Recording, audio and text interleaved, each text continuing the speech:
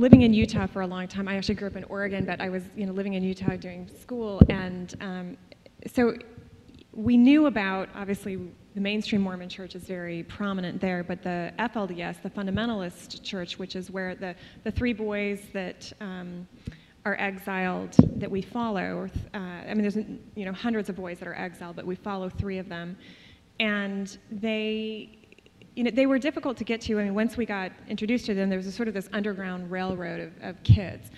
And we were able to actually gain their trust because we had been ex-Mormons, and we could say, they said, you wouldn't understand any of this stuff. And then we'd sing one of their hymns, which, we share, and they, would start laughing, and okay, all right, you get it. And we were able to say, we know what that process feels like to have, we were both lucky because our parents were still close with our families, but a lot of our friends and other people that have left even the mainstream Mormon church have lost connections with their families or siblings, or are completely cut off. And so it's a very traumatic experience. And so we were able to communicate that to the kids, that we got that, and help them get through their own process of leaving. But when we started filming, we thought, oh, okay, we know about polygamy and we know what's going on. And then we got into the community and went, oh my God, this is something completely, much more intense. And you get in there, and we promised the kids that we would not criticize their parents. They love their families, they love their parents, and they're part of a community whose faith has put them in a position of intense risk, where if they have anywhere from 12 to 30 kids. And so if one of your kids gets kicked out or leaves, that you can't risk sympathizing with that kid, otherwise you'll lose the rest of your kids, or your family will be taken away and given to somebody else. So if you sympathize with one of those, your kid that's leaving, let's say you have 3 wives and 40 other kids, they'll just take your 3 wives and kids and give them to another man. And so you let your child go. And so we promised the kids that, and that was how we built this relationship, is by saying, we understand that you love your parents. And it's the same thing with the way, when you criticize your own family, you want to be able to criticize your family, but you don't want anybody else to criticize your family. So we decided to do that. But when we went in, we would be followed. As soon as you drive in, they know that you're there, and they will follow you. And, of course, we drove in with a tan Volvo with an Obama sticker on it, and that totally gave us away. Then we figured out that you drive a white minivan and you don't get as much attention. And so, but yes, we would stop to film, and they would take pictures of us as we were filming them. And we did actually meet some of the kids' parents, but it was a really interesting experience, because here in America, we say freedom of religion is king, and yet you have hundreds of kids that are being exiled. You have a man with 80 wives who is committing atrocious crimes completely under everybody's noses.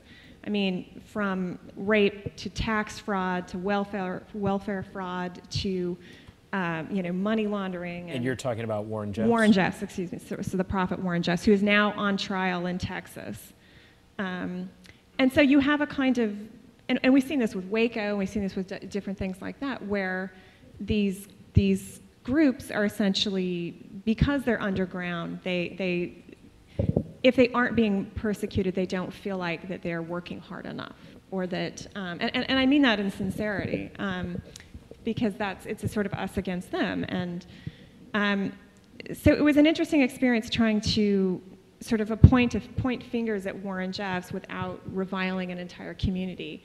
And I think that we sometimes turn a blind eye in this country to some of the crimes that are going on in the name of freedom of religion. And what was the timeline as far as when he was arrested? Was that after you guys had already finished shooting, or was that midway through? Or he was arrested, and this was tricky for us because we started filming in June of 2006, and he was arrested that August.